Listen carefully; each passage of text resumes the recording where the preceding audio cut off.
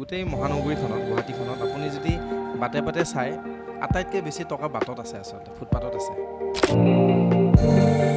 PhD ডিগ্ৰীধাৰী মানুহৰ ব্যৱহাৰ খুব বেয়া, এজন ডক্টৰৰ ব্যৱহাৰো কেতিয়াবা খুব বেয়া, কিন্তু এজন ৰিক্সাৱালা মেট্ৰিক ফেইল ব্যৱহাৰো খুব ভাল। আচলতে মানৱতা, কৰ্মমুখী হ'বই লাগিব, ব্যৱসায়মুখী হ'বই লাগিব, যিয়ে নকৰা মুঠতে টকা চিনি পাবই লাগিব, নিজক চিনি পাব লাগিব, অকণমান স্বাৰ্থপৰ হ'ব লাগিব আজিৰ পৃথিৱীত।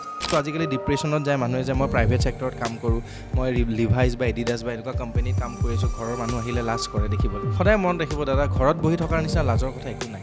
মই বিশ্বাস কৰোঁ যদি আজি আপুনি শিক্ষা গ্ৰহণ কৰে, যদি আপুনি দেশৰ প্ৰতি আপোনাৰ শ্ৰদ্ধা মৰম প্লাছ কৰ্মমুখী হয়, আহিবলগীয়া 20টা বছৰ পিছত অসমৰ প্ৰেক্ষাপটখন খুব বেলেগ হ'ব। কাঠ আলু তথা ঔটেঙা দাইলৰ পৰা আদি বিভিন্ন ধৰণৰ আমাৰ যিটো খিলঞ্জীয়া, যিটো আমি ট্ৰেডিশ্যনেল কুজিনছ এথেনিক পৰিচয় কৰাই দিলে, পৰিচয় হ'লোঁ বা খাবলৈ শিকিলোঁ, ভাল পোৱা হ'লোঁ, তেতিয়া নিজৰ মনত এটা আহিলে কিয়নো নিজৰ এখন দোকান হওক, নিজৰ এখন হোটেল হওক। প্ৰেয়সী বুলি মই কেতিয়াও নকওঁ, জীৱনত সাহস দিবলৈ মানুহ ডেফিনেটলি থাকে, আৰু হয়তো আপোনাৰো আছে, মোৰো আছে, আৰু মই সদায় সেনেকুৱা মানুহ ভাল পাওঁ। তো সেইকাৰণে কৈ শেষ নহ'ব, এনেকুৱা এটা সত্তা অসমবাসীৰ এটা নাম আৱেগ, সেইটো হ'ল জুবিন গাৰ্গ।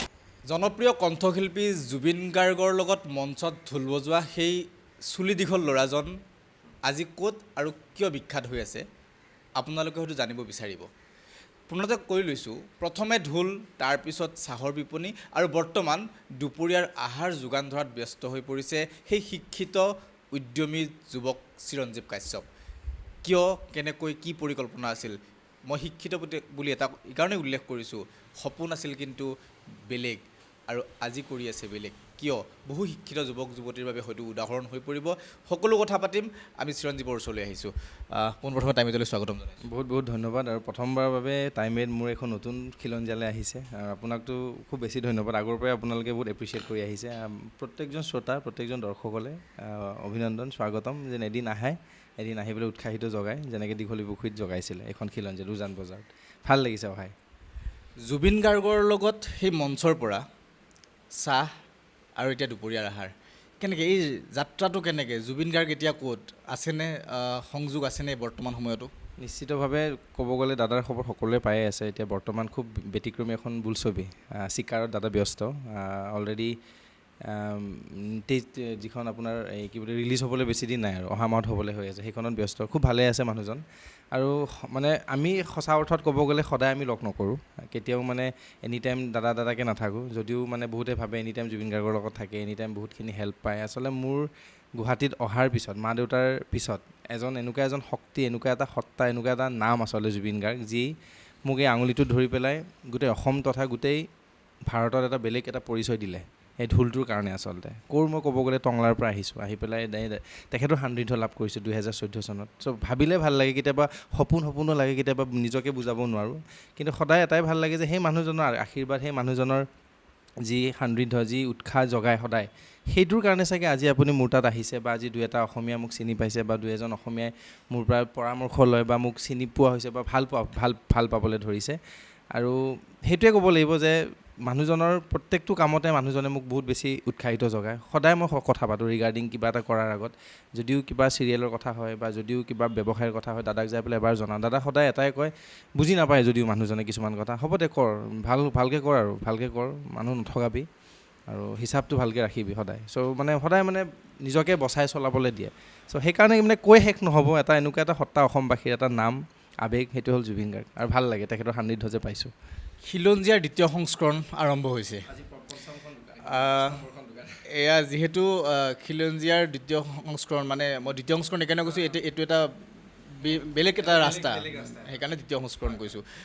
দ্বিতীয় সংস্কৰণ কেনেকৈ পৰিকল্পনা হ'ল, মই সেইটো জানিব বিচাৰিছিলোঁ। ঢোলৰ পৰা আহি আচলতে মই খিলঞ্জীয়া আৰম্ভণিৰ পৰা ক'ব লাগিব, সকলোৱে জানে মোৰ খুব গৌৰৱত মই নিজকে পৰিচয় কৰাই দিওঁ, দৰঙীয়া ল'ৰা, যদিও আজি ওদালগুৰি জিলাত অন্তৰ্গত টংলাৰ মই এজন ল'ৰা, আৰু টংলাত খুব এটা ধুনীয়া পৰিৱেশত ডাঙৰ দীঘল হ'লোঁ, তাতে পঢ়িলোঁ, তাতে মা দেউতাই এটা সংস্কৃতিৰ এটা খুব ভাল এটা পৰিৱেশ দিলে ঘৰত, এইটো একদম ক'বই লাগিব, আৰু গোটেই অঞ্চলটোৱে জানে। চ' যেতিয়াই সৰুৰ পৰা সেই ঢোল খোল নেগেৰা আদি বিভিন্ন লোকগীত লোকনৃত্য তথা সংস্কৃতিৰ লগত যেতিয়া জড়িত হ'লোঁ, কেতিয়াবা অনুভৱ হয় যে মোৰ সেই শিপা, মোৰ সেই তেজত যেন সেই খিলঞ্জীয়া সত্তা তথা নিজৰ এই জাতীয়তাবাদ চেতনাটো যেন এতিয়াও জীয়াই আছে, আজীৱন থাকিব। আৰু খাই ভাল পাওঁ, বনাই ভাল পাওঁ। আজিও সেই দৰঙত গ'লে সেই কচুৰে বনোৱা সেই আইতাৰ হাতৰ সেই ব্যঞ্জন তথা এই কাঠ আলু তথা ঔটেঙা দাইলৰ পৰা আদি বিভিন্ন ধৰণৰ আমাৰ যিটো খিলঞ্জীয়া, যিটো আমি ট্ৰেডিশ্যনেল কুজিনছ এথেনিক চ' সেইবোৰৰ লগত যেতিয়া পৰিচয় কৰাই দিলে, পৰিচয় হ'লোঁ বা খাবলৈ শিকিলোঁ, ভাল পোৱা হ'লোঁ, তেতিয়া নিজৰ মনত এটা আহিলে কিয়নো নিজৰ এখন দোকান হওক, নিজৰ এখন হোটেল হওক। আৰু মই সদায় ভাবোঁ মই বহুত ফ্লেক্সিবল জীৱন এটা বিচাৰোঁ। মই মানে কাৰো আণ্ডাৰত চলা মানসিকতা মোৰ নহয়। আৰু এটা কথা সঁচা যে বেয়া নাপাওঁ চাকৰি কৰা মানে বেয়া বা এইটো কৰিছা মানে মই কামক কেতিয়াও কামক মই এখন মানে তুলনা কেতিয়াও নকৰোঁ। যিকোনো ক্ষেত্ৰত কাম ইজ কাম, মানুহ মুঠতে কৰ্মমুখী হ'ব লাগে, কৰ্ম কৰিব লাগে, সেইটোৱে মোৰ আদৰ্শ। আৰু দ্বিতীয়তে সাহসটো পালোঁ, সদায় শলাগ লওঁ কটন বিশ্ববিদ্যালয়ত SNBC হোষ্টেল হওক, RKB MNDP তথা CMৰ বিভিন্ন ল'ৰা ছোৱালী, বিভিন্ন মোৰ জুনিয়ৰ, তাহাঁতেও মোক খুব উৎসাহ যোগালে। আৰু বিশেষকৈ এডমিনিষ্ট্ৰেটিভৰ ফালৰ পৰা খুব মৰম পালোঁ। বিভিন্ন কেইজনমান ছাৰ আছে তাৰে আমাৰ। চ' তাতে এখন ভাতৰ হোটেল খুলিছিলোঁ আজি 2 বছৰ আগৰ কথা। যে নাম আছিল খিলঞ্জীয়া। বান্ধৱী মোৰ কটনতে পঢ়ে, তাইৰ লগত আলোচনা কৰি পেলাই, মাৰ লগত আলোচনা কৰি পেলাই নামৰ নিৰ্ধাৰণ হ'ল যে নাই বাবা এই নামটোৱে দিয়া, খিলঞ্জীয়া। তাৰপিছত সেই আৰম্ভণি, সেইটোৱে মোৰ জীৱনৰ এটা যেন টাৰ্ণিং পইণ্ট বুলি ক'ব লাগিব। আপুনিও চাগে আহিছে তাতে ভাত খাবলৈ, ৰাতিপুৱা দৈ চিৰাৰ পৰা ৰাতি আহাৰলৈকে, চুঙা পিঠাৰ পৰা আপোনাৰ টেকেলি পিঠালৈকে। চ' সেইটোৱে আচলতে এই অসমীয়া সত্তা, অসমীয়া কুজিন, অসমীয়া খাদ্য তথা অসমৰ ভাষা সংস্কৃতিক জীয়াই ৰখাৰ এটা বিপ্লৱ ক'ব লাগিব। আচলতে আন্দোলন কৰাৰ মানসিকতা মোৰ একেবাৰে নাই, নোৱাৰোঁ। আৰু এনেকৈয়ে যদি এটা আন্দোলন কৰোঁ ডেফিনেটলি চাগে অসমীয়াৰ খাদ্য তথা ভাষাখিনি জীয়াই থাকিব বুলি মই খুব এটা বিশ্বাস। গুৱাহাটীত উপাৰ্জন কৰিবৰ কাৰণে কিমান ৰাস্তা আছে? কেনেদৰে এজন যুৱকে নিজকে স্বাৱলম্বী কৰি তুলিব পাৰে? আচলতে গুৱাহাটী বুলি নহয়, মোৰ ধাৰণা, মই সদায় ভাবোঁ যে আপুনি ভাৰত হওক, বিভিন্ন অঞ্চল হওক, পৃথিৱীৰ যিকোনো চুকত যদি আপোনাৰ ক্ৰিয়েটিভিটি আছে, আপোনাৰ যদি পটেঞ্চিয়েল আছে, আপুনি যদি নিজৰ বিশ্বাসটোক নিজক যদি আপুনি চিনি পাব পাৰিছে, যিকোনো ক্ষেত্ৰত, যিকোনো ছেক্টৰত আপোনাৰ বহুত মানে সুযোগ আছে। আপুনি যদি ভাবে যে মই এনেকৈ কৰিম, সদায় নিজক চিনি পাব লাগে। মই বাৰে কওঁ, মানুহে মোক কয় চিৰঞ্জীৱ ময়ো গুৱাহাটী যাম, তোমাৰ নিচিনা হ'ম। যোৱাকালি আপোনালোকৰ ইণ্ডাষ্ট্ৰিয়েল ল'ৰা এজনে ফোন কৰিছে নিউজ লাইভৰ, যে মই এই লাইনটো এৰিব খুজিছোঁ চিৰঞ্জীৱ, অলপ কষ্ট হৈছে ইকনমিকেলি, কিছুমান ক্ষেত্ৰত মই খুব ঘাত প্ৰতিঘাত পাইছোঁ, মই বিচাৰোঁ তোমাৰ নিচিনা কৰিব। চ' মই কৈছোঁ দাদা তুমি যিটো বিখ্যাত সেইটো কৰা, it will take time, great things take time, নহয় জানো? আপুনি ধৈৰ্য ধৰক, লাহে সেইটোতে আপুনি য'ত পাকৈত সেইটোৱে কৰক। আৰু গুৱাহাটী বুলি ক'বলৈ হ'লে অসমৰ বিভিন্ন অঞ্চলৰ ল'ৰা ছোৱালী ইয়াতে আহিছে, বিভিন্ন জেগাৰ আহি পেলাই খুব কষ্ট কৰি আছে, ৰাতি 12টালৈকে কষ্ট কৰে। দেখোঁ ল'ৰা, ছুইগি ল'ৰা বা ৰেপিড' চলাই থকা ল'ৰাকেইজনকো দেখোঁ। মোৰ আচলতে দুখ নালাগে। মই ভাবোঁ যে জীৱনটো এনেকুৱাই, আপুনি কৰ্ম কৰিবই লাগিব, পেটটোৰ কাৰণে কৰিবই লাগিব। আপুনি নিজকে ফাঁকি নামাৰি পেলাই, নিজকে সততাত ৰাখি পেলাই, নিজকে বিশ্বাস ৰাখি পেলাই কনফিডেণ্টত কাম কৰিব, আহিবলগীয়া 5টা বছৰৰ পিছত বা 10টা বছৰৰ পিছত আপোনাৰ জীৱনটো আৰু কমফৰ্টেবল হ'ব। মই সেইটো বিশ্বাস কৰোঁ, কাৰণ এতিয়াই কৰ্ম, এইটোৱে আমাৰ কাম কৰা বয়স, এইটোৱে আমাৰ নিজকে ফাঁকি মাৰিব নোৱাৰা এটা বয়স। নিজক চিনি পাব লাগিব। কিন্তু 10জনে আপোনাক বেয়া পাইছে, 100জনে বেয়া পাইছে, একো ডাঙৰ কথা নহয় দাদা। ঘৰৰ 4জন প্ৰাণীয়ে যেতিয়া আপোনাক মৰম দিব, আপোনাক বুজি পাব, আপোনাক উৎসাহ যোগাব, তাতকৈ আৰু শক্তি একো নালাগে। আৰু তেতিয়া আপুনি কৰি গৈ থাকক। অসমৰ যিকোনো চুকত আপুনি এজন এণ্ট্ৰপ্ৰিনাৰ হ'ব পাৰিব। জাষ্ট ৰিচ'ৰ্চেছ, আইডিয়া, জেগাত মাথা মাৰিব লাগিব, সময়ত কথা ক'ব লাগিব, কি ওপৰত আপুনি কাম কৰিব, নিজক চিনি পাব লাগিব। সেইটোৱে মোৰ কথা। আমি দেখিলোঁ ইতিমধ্যে চিৰঞ্জীৱৰ উত্থান আমি দেখিছোঁ, কিন্তু ইমান শিক্ষিত এজন যুৱক, কি লক্ষ্য আছিল আৰু এতিয়া কি কৰি আছে? নিজৰ সেই সৰুকালিতে আমি এইম ইন লাইফ যিটো লিখিছিলোঁ বা যিটোক লৈ আমি আগবাঢ়ি আহিছিলোঁ, সেইমতে চলিছে নে কিবা বেলেগ এটা দিশলৈ গতি কৰিবলগীয়া হ'ল, আৰু কিয়? আচলতে একদম মানে স্পষ্টবাদী, মই আগতে বহুত স্পষ্টত কথা কওঁ। মইতো সঁচা কথা ক'বলৈ হ'লে মই ধনী হ'ব খোজোঁ, সেইটো মই একদম ক্লিয়াৰ কাট কথা আগতেও কৈছোঁ। আৰু ধনী হ'ব খোজা এটাই মানে চিন্তাধাৰাৰে কৈছোঁ যে মই কাকো ঠগাই পেলাই ধনী হ'ব নোখোজোঁ। As a Asomiya, as a মানে যুৱক বা এজন মানুহ হিচাপে, যিহেতু চবৰে এটা সপোন থাকে, মোৰ বিভিন্ন ধৰণৰ ৰং আছে, বিভিন্ন ধৰণৰ সপোন আছে, ঘৰখনক লৈ বহুত চিন্তা, বিশেষকৈ জেগা, নিজৰ টংলাখনক লৈ, নিজৰ অঞ্চলটোক লৈ। চ' ক'ৰবাত নহয় ক'ৰবাত যেতিয়া সপোনটোৰ পিছত দৌৰিছিলোঁ, ভাবিলোঁ ইঞ্জিনিয়াৰ হ'লেচোন সন্মানো আছে, টকাও আছে। চ' সেনেকৈ ইঞ্জিনিয়াৰিং কৰিলোঁ। কিন্তু যেতিয়া সেইখন পথাৰত ভৰি দিলোঁ, তেতিয়া গম পালোঁ যে মোৰ যিখিনি ক্ৰিয়েটিভিটি, মোৰ যিখিনি বিদ্যা, যিখিনি মোৰ অৰ্হতা আছে, সেইখিনি যেন ক'ৰবাত হেৰাই থাকিব তাত। ক'ৰবাত মই তাতে নিজকে হেৰুৱাই পাম, যিখিনিত মই আচলতে নিজকে চিনি পাওঁ। তেতিয়া মোৰ এক্সিকিউটিভ ইঞ্জিনিয়াৰ ছাৰে মোক কৈছিলে, চিৰঞ্জীৱ মই তোমাক চিনি পাব বাকী নাই, তুমি আচলতে ইয়াৰে মানুহ নহয়, তুমি সেইখন মঞ্চৰ মানুহ। তুমি যোৱা অজস্ৰ অসমত ইঞ্জিনিয়াৰ্ছ আছে, কিন্তু চিৰঞ্জীৱ এজন হোৱা। চ' সেই কথাটো মই আজিও সদায় মনত ৰাখোঁ। চ' তেনেকৈ আহি পেলাই যেতিয়া বিজনেছত সোমালোঁ, আৰু অপৰচুনিটিছ বহুত বাঢ়ে দাদা। সঁচা কথা ক'ব গ'লে, যেতিয়া আপুনি ফ্লেক্সিবল জীৱন এটা ব্যৱসায়ত আপুনি সোমায়, আপুনি জাষ্ট এটা বিজনেছতে ভাবি লাভ নাই, আপুনি অপৰচুনিটিছ লাগে, টকাও লাগে। সেই সমান্তৰালভাৱে আপুনি লোন ল'বও পাৰে, আপুনি হেল্প ল'বও পাৰে, কিছুমানে আপোনাৰ মৰমত হেল্পো কৰিব পাৰে, সেইটো কপালৰ কথা। সেইটো বংশৰ যদি কোনোবা মানুহে হেল্প কৰে। কিন্তু মই ভাবোঁ যেতিয়া আপুনি জিৰ'ৰ পৰা আহিব, যেতিয়া আপুনি নিজৰ সপোনটোক লাহে লাহে চিনি পাবলৈ ধৰিব, শিক্ষিতটো হ'ল কি, এটা ডিগ্ৰী। সদায় মনত ৰাখিব, এজন PhD ডিগ্ৰীধাৰী মানুহৰ ব্যৱহাৰ খুব বেয়া। এজন ডক্টৰৰ ব্যৱহাৰো কেতিয়াবা খুব বেয়া, কিন্তু এজন ৰিক্সাৱালা মেট্ৰিক ফেইল ব্যৱহাৰো খুব ভাল। আচলতে মানৱতা, মই মানৱতাৰ ওপৰত জীয়াওঁ, মানুহক মৰম কৰিবলৈ শিকি আছোঁ। এতিয়া মই নিজকে ভাল মানুহ হ'বলৈ শিকাই আছোঁ নিজকে। মই কেতিয়াও নকওঁ মই ভাল মানুহ। যদি মানৱ ধৰ্মৰ ওপৰত আপুনি কাম কৰিব, যদি মানুহক মৰম কৰিবলৈ শিকিব, কেতিয়াও ভগৱানক আপুনি ধূপ ধূনা দি পেলাই হে প্ৰভু চিঞৰি লাভ নাই। মানুহক মৰম কৰক, সেয়ে ভগৱান, সেয়ে ধৰ্ম, সেয়ে কৰ্ম আৰু সেয়ে জীৱন। আৰু এইখন জীৱনত দুদিনীয়া আমি আলহীহে। চ' এই থকা কেইদিন যি বিচাৰিছে মনটোৱে নিমখ তেল খাব বিচাৰিছে খাওক, মাংস বিচাৰিছে খাওক, মুঠতে মনটোৱে কি বিচাৰিছে। চ' সেনেকৈ কৰি যাওকচোন। ডিগ্ৰী এটা নামৰ এখন কাগজ, কিন্তু মেইন ডিগ্ৰীটো হৈছে জীৱনৰ যিখিনি আপোনাৰ জ্ঞান, জীৱনত যিখিনি আপুনি শিকিব, যিখিনি শিকি পেলাই আপুনি শিষ্টাচাৰ নিজক ল'ব। আৰু সেই ঘৰখনৰ পৰা এই ঘৰখনেই হৈছে ইউনিভাৰ্চিটি। আৰু তাৰে পৰা আহি পেলাই এজন সবল সুস্থ আপুনি এজন যুৱক বা যুৱতী হ'ব পাৰিব, মই তেনেকৈ ভাবোঁ। ইঞ্জিনিয়াৰৰ পৰা আহি এতিয়া এজন ব্যৱসায়ী সকলোৱে চিনি পায়। সেই মঞ্চখনত হয়তো ঢোল বজাই থকা সেই চুলি দীঘল চিৰঞ্জীৱক আজি যেনেকৈ চিনি পাইছিল, আজি তাতকৈ বেছি ভালকৈ আজি চিনি পায়। সেইজন চিৰঞ্জীৱৰ প্ৰেয়সী আছে নাই আমাৰ দৰ্শকসকলে কিন্তু জানিব বিচাৰে। আচলতে এই প্ৰশ্নটো নতুনকৈ খুব সুধিব ধৰিছে, আৰু আপুনিতো সুধিয়ে থাকে।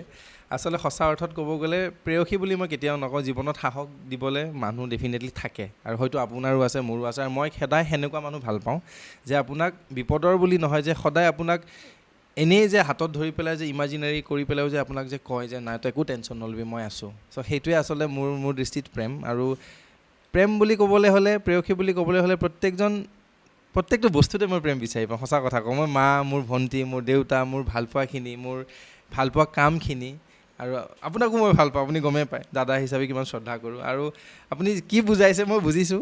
আচলতে ক'বলৈ টান, কিন্তু হয়তো চাগে ক'ৰবাত এগৰাকী কোনোবা এজনী আছে চাগে, হয়তো এতিয়াও ক'ৰবাত আছে, হয়তো আমি লগ হোৱা নাই। এদিন চাগে আমি লগ হ'ম, আৰু খুব আশাবাদী। আৰু জীৱনটো লগ হ'লেহে আচলতে আৰু বেছি ধুনীয়া হৈ পৰে, মই তেনেকৈ ভাবোঁ। দেখোন ক'বলৈ এখন অশান্তি পাইছোঁ আচলতে। ক'বলৈ অশান্তি পোৱাৰ কাৰণ আছে, এতিয়া আছে বুলি ক'লেও অসুবিধা, নাই বুলি ক'লেও কাৰণ থকাজনীয়ে কিবা কাৰণত হয়তো অলপ পিছতে ফোন আহিব পাৰে, যেতিয়া আমাৰ টেলিকাষ্ট হ'ব লগে লগে ফোন আহি যাব। ক'ম বাৰু, সঁচা কথা ক'ব গ'লে নথকাও নহয়, খুব ভাল বান্ধৱী এগৰাকী আছে। আৰু তেখেত এনেকুৱা এটা শক্তি মোৰ কাৰণে, এনেকুৱা এটা আৱেগ মোৰ কাৰণে, যি প্ৰত্যেকটো আজি যোৱা 7টা বছৰে প্ৰত্যেকযোৰ খোজত মোক কেতিয়াও নকয় যে তুমি নোৱাৰিবা। আৰু যিটো বস্তু মই ভুল হ'ব বুলি তেখেতে অনুভৱ কৰে, লগে লগে মোক কয় চিৰঞ্জীৱ তুমি এইটোৰ পৰা অকণমান বঞ্চিত থাকা, বা এই মানুহখিনি এই বস্তুখিনিৰ পৰা অকণমান আঁতৰি থাকা।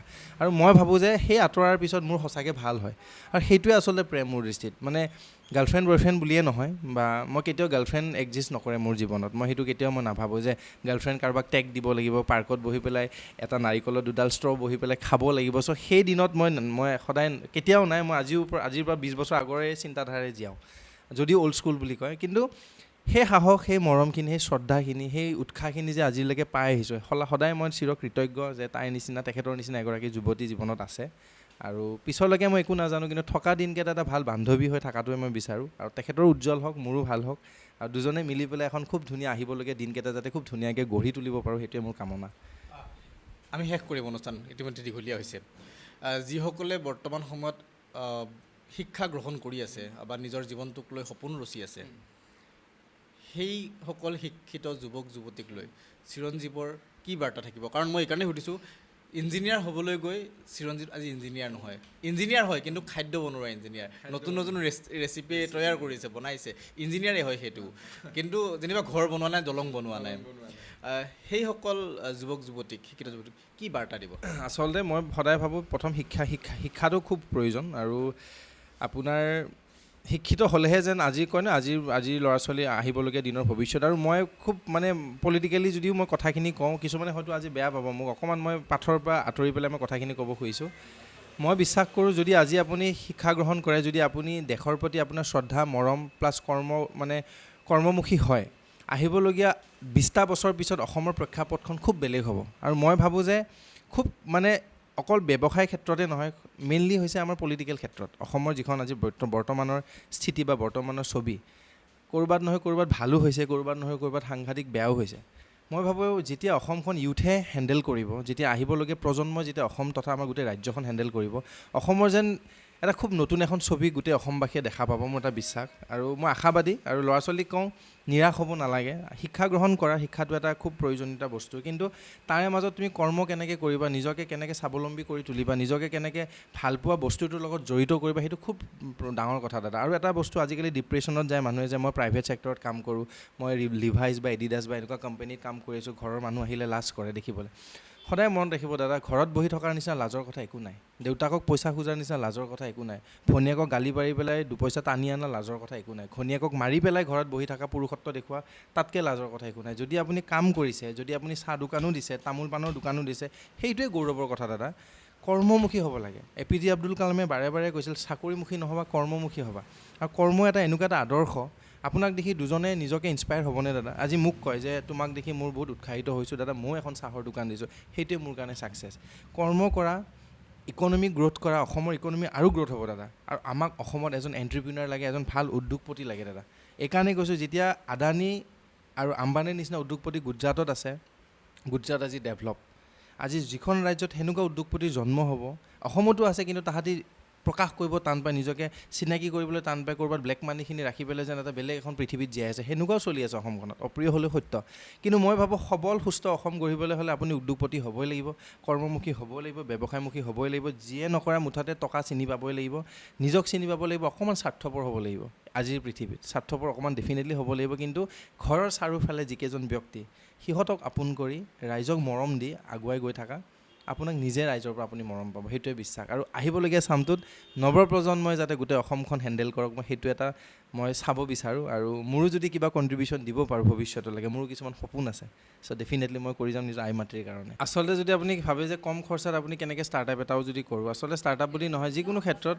কিন্তু এটা সঁচা কথা ক'ব লাগিব গোটেই মহানগৰীখনত গুৱাহাটীখনত আপুনি যদি বাটে বাটে চাই আটাইতকৈ বেছি টকা বাটত আছে আচলতে ফুটপাথত আছে আপুনি যিকোনো ব্যৱসায় যদি তাতে কৰে তামোল পাণৰে হওক আপুনি কাপোৰৰে হওক আপুনি চানাচুৰৰে হওক নতুবা আপুনি যে অমৰা যে বিকে যে সেই অমৰা বিকা বাইদেউ বাই দাদাজনকো যদি সোধে কিমান টকা বিকিলে তেখেতে 1200-1500 টকা বুলি ক'ব চ' আচলতে মই এইটো বস্তু বেয়া ভাবি কোৱা নাই দেই আচলতে কষ্ট চবেই কৰি আছে কিন্তু আপুনি ইমান হাইফাই আপোনাক ছেটআপ নাই আপোনাৰ অজস্ৰ টকা নাই আপুনি যদি আইনগতভাৱে ভালকৈ আপুনি যদি পাৰ্মিশ্যন লৈ পেলাই যিখিনি আমাক আটাইতকৈ বেছি দৰকাৰী মিউনিচিপালিটি হওক GMC হওক চবৰে পাৰ্মিশ্যন লৈ পেলাই যদি আপুনি বাটতো যদি এখন ভালকৈ এখন দোকান দিব পাৰে সেইখনো যেন আপোনাৰ জীৱনৰ এটা সলনি হ'ব পৰা এটা বাট আপোনাক মোকলাই দিয়ে সেইটো মোৰ বিশ্বাস কাৰণ মই তেনেকৈ আৰম্ভ কৰিছিলোঁ বাটত চ' সেই সেনেকৈ এখনৰ পৰা দুখন দুখনৰ পৰা তিনিখনকৈ চাৰিখনকৈ আজি 5খন খিলঞ্জীয়া চ' আল্টিমেটলি মই সেই বাটৰে ল'ৰা আজিও বাটতে আছোঁ সেই বাটৰ পৰা আহি পেলাই আজি আপোনাৰ এই স্ক্ৰীণত আহি পেলাই ইয়াতে বহি আছোঁ চ' প্ৰত্যেকজনক মই উৎসাহ যোগোৱা বুলি কোৱা নাই